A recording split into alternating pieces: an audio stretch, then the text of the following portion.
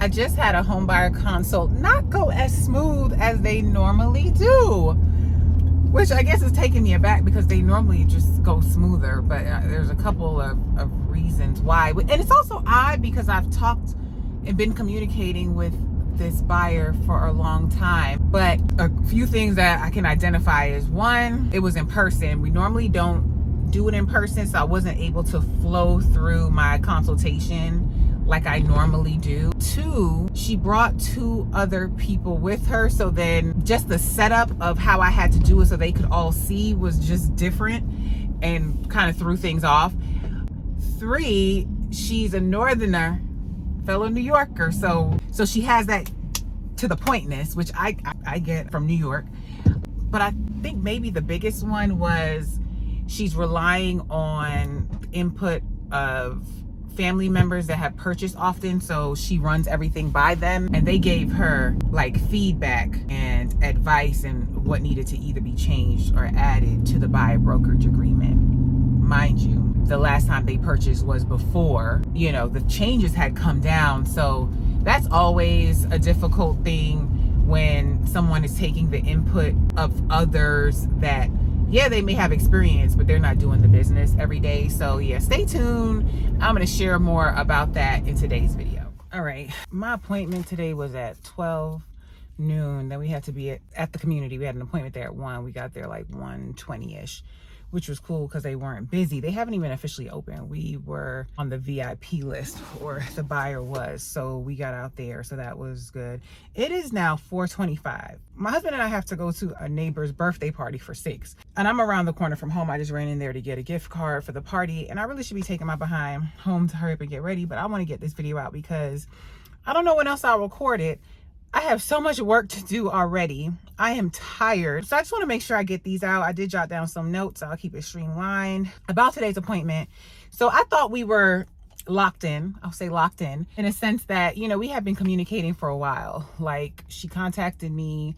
She has a house to sell. She wants to buy.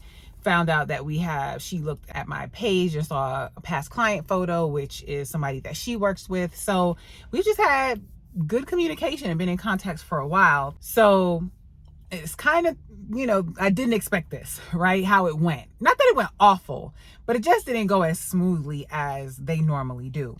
Why? So one reason was that it was in person since COVID. I mean, I used to do in-person consults and meetings often. Of course, sellers I meet more with in person, but for buying consultations, ever since COVID, we were like forced to go virtual, and I appreciated it after, I appreciated having to go virtual so much so that I did not return to requiring or having to have in-person consultations because it's just more convenient. It saves time on the rare occasion that you have someone that flakes on you, which for me, it's rare. I mean, it's rare because of my process now, but it can happen. It has happened before. I didn't leave home, drive all the way to the office, get ready and do all that for them not to show up. Like, if you don't hop on Zoom, I can go about my business, right? Or if they forget or anything like that. So in person has not been the norm. The setup of how we sat, because she did bring 2 people with her, and I say 2 people, it's family members that are going to be living in the house, which fine, no problem there. But even if it was just her, I was thinking like, how am I going to go about this? Because normally it's on Zoom. I can share my screen. She sees it just how I see it. So I'm like, okay, I guess sit closer to her so we're both seeing my laptop. But when she said she bought, we're here, and then I saw she bought 2 people, I'm like, okay, I need to get this on a wider screen so that they don't feel left out, they can see. So I was like, okay, let me do it in the classroom in my office. So it's kind of like presentation style. So I still tried to sit close, but it was just, the setup just wasn't conducive to having a great meeting. But I just tried to make the best of it. So that was the second one, the setup. The third one, I didn't flow through my home buyer's consultation like I normally do because of the setup, and also because of, I want to say time in a sense. I knew I couldn't spend too much time, but then also everything I guess had thrown me off. So I'll take, accountability there. Because the setup threw me off, I was like, okay, now I got to get this stuff on the projector. So now I need to email myself so I can log into the laptop there so that I can project it. I was just thrown off a bit. So I did not flow I may have touched on a couple of pages in my buyer's presentation. Next up, so that was 3, it didn't flow. 4 was just, personality, nothing I can do there. But I'll relate that to, like I said earlier, that, she's from up north, but I get it. I'm from up north. People say that, and I think they mean it as a dig. I don't mean it as a dig. People just, up north people just are like straight to the point. They get down to the business or are known for that. So I'll relate it to the DISC profile. If I had to guess, I would say she's a D and an I. DI. I would say she's DI. And the last time I took it, I think I'm SC. I'm more SC than DI. So I think I'm SCID, or however the case. But I say that to say that I realized what her DISC was, or just how her continence, her personality. And I was like, okay, I need to adjust, because I just needed to adjust to go, to make this flow, as we need to do in business, and we're dealing with, even in personal life, when we're dealing with people with different personalities. Next up, so that's 1, 2, 3, 4. I'm gonna lump personality and DISC together. So let me just put that at 4. So now we're at 5. This was the biggest one for me. I think I'm not going to say the biggest one. No, I'm not going to say the biggest one. But this one right here, the outside influence, which I think that started off, because we started off, I was like, okay, do you have any questions to start? She was like, yeah, I do have questions about the paperwork you sent me, because I sent her the buyer brokerage in advance. And I'm so grateful I did. Thank you, God. Thank you, Holy Spirit, for nudging me to go ahead and do that. But I really did it because I'm like, all right, I'm meeting. Normally, if I'm doing it on Zoom, I'm emailing them after a PDF copy to review. Then I'm sending them, the electronic copy for them to sign, so they have time to review it. But I knew we would be meeting in person. I didn't want to just put a paper in front of her and then tell her to sign it. It would be the first time she's seeing it. So I told her I would be emailing it to her so she would have time to review it, plus she would have a copy. So I sent that to her last night. Thankfully, I did that because, she has outside influence, outside counsel, family member, which there's nothing wrong with that. I would prefer, like, if somebody's going to have that much influence or be a decision maker. They're not necessarily a decision maker. They're not going on the contract, but they are influence in her decision making, that they be a part of the process too. That would make it easier. But she did share it with them, and they gave her input on things that should be changed, or, wording that should be edited. So that part, which I will tie that into number 6, because this was the buyer brokerage agreement, and we know the changes that have come along since then, which on one hand, I'm like, this has been my policy. Like, ever since, before even all of this came around, I think it just heightened everybody to be kind of on alert, or just be over vigilant, because this is nothing new to me. So I didn't make these changes just because this came about. This has been my policy since, I'm going to say, definitely 2020s. But our form was already structured and said pretty much the same thing. They just edited the form that, hey, your commission is X.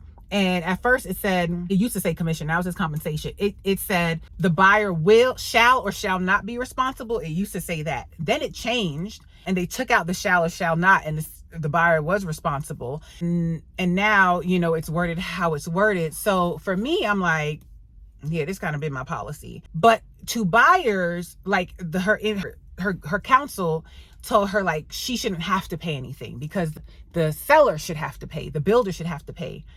And yes, I get that in a sense, but not all builders operate like that. And technically, it is the buyer's responsibility, the agreement, to pay. So we as agents, it's a part in there that says that we can seek our compensation from the seller or the builder. So I marked that in there, but I guess, yeah, it was just trying to explain something to her. She's just getting it. Her counsel told her, and I can't explain. Her counsel's not there. So I'm trying to explain it to her so that she can understand. And then also, in a sense, try to explain it to her so she can go back to her counsel. The great thing here is she's going new construction. And I know the builder that she's interested is going to cover my compensation. If she was going resale, we would have had to have a different conversation. I probably would have gotten her counsel on the line so that we could all be on the same page of understanding, and she would feel comfortable signing the buyer brokerage agreement. Because essentially, if my compensation is not covered, I'm not going to work. if you don't know how you're going to be compensated, you're not going to work. So if the buyer is saying, well, I don't want to pay you, and then you might end up getting the seller on the back end that says, well, I don't want to pay you, I'm not working for free. So the compensation, the buyer's agreement for representation has to be completed. Now, buyers and their clients, the client can say, well, hey, I don't want to have to pay you. So either don't show me any houses that, they're not offering you compensation, or just make sure you get your compensation from the seller. You can have an understanding there, but it would have just been a different conversation, which I'm going to add that as a takeaway, which is my next one, which is one of my takeaways, is that I got to get clear on this verbiage. Like, it has never been an issue for me before. Like, this has been my policy, and most people are okay, but I guess some people are just going to be more apprehensive because of all the dialogue that's going on. And then also she has outside counsel telling her, well, I bought all these houses in the past and it shouldn't be like that, but things change. Granted, you may have experience, you're not doing this every day and you're not abreast of the changes that are going on. So that takeaway for me there is that I just need to do better, or get more comfortable with the whole buyer compensation piece of it, for those times that I run into somebody along these lines that doesn't understand, doesn't want to have to come out of pocket. I just need to, I think I just hit my mic. I just need to get that language clearer. So that was one takeaway. The second takeaway is for in-person consults. I'm still not moving to doing in-person consults. I am going to continue doing virtual consults, but in the rare instance that I do an in-person consult, I need to know how this is going to flow. I need to have a better flow. And then my third takeaway is showing value. The way I show value is through my home buyers consultation. And, as far as how I let them know, like, why they should work with me, why they should hire me. I didn't get to go through that. So she did have questions like, how are you going to assist? How are you going to? So I need to have that printed for in-person consults. I need to have like certain things, like the bare minimum, because I have it available. I'm just used to going through my whole home buyer consultation. So I need to know how to adjust between in-person when needed and my virtual consult. So those are my three takeaways. The last one, or just the last thing I want to hit on, is like, where do we go from here? Like, we went to the new construction community. It's not ready. Like, we had a good time being out.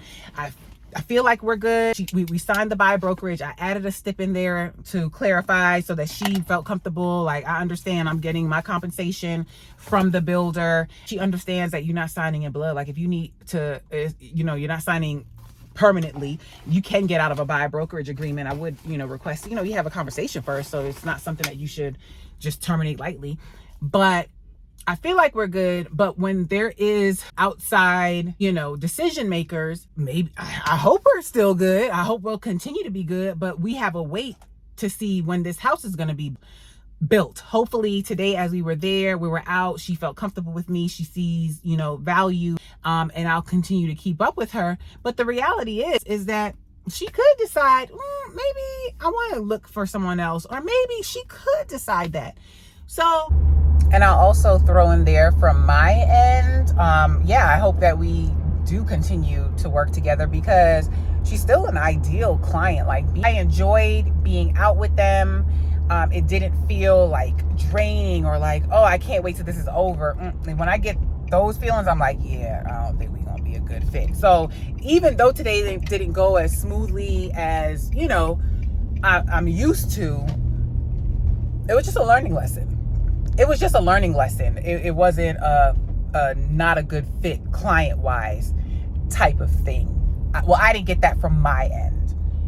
So hopefully we do continue to work together. But if we don't end up working together, then possibly on her end, she may feel like we aren't a good fit.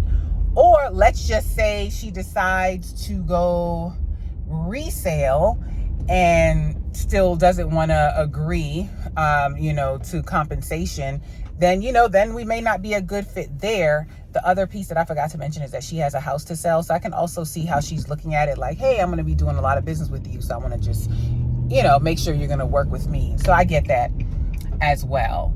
But on the other piece of that, as agents, everything isn't guaranteed. So while somebody could say they're going to do something with you, sometimes it doesn't pan out. So you don't want to, put yourself in a bad position or awkward position.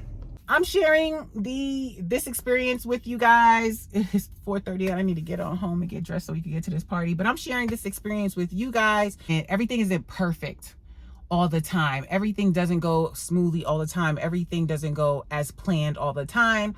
And when that happens, what do?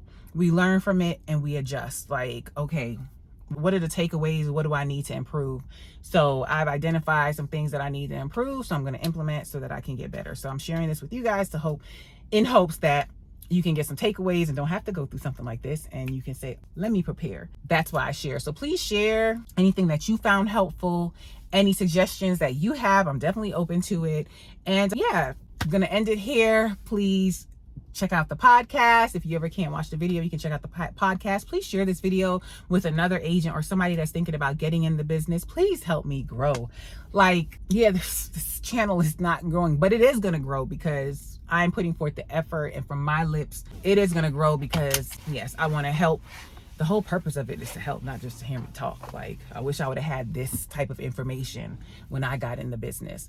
So I want to provide value to other agents or people thinking about getting in the business, struggling. Check out the book, The Ugly Side of Real Estate, and check out my website, Nat Knows RE. Join the Facebook group, Better Connected in Real Estate. If you have questions, drop them in there. It is for agents all over, in different brokerages, in different states, and you can get answers from different people and also contribute when you join the group. All right, signing out here. Have a positive, peaceful, and productive day.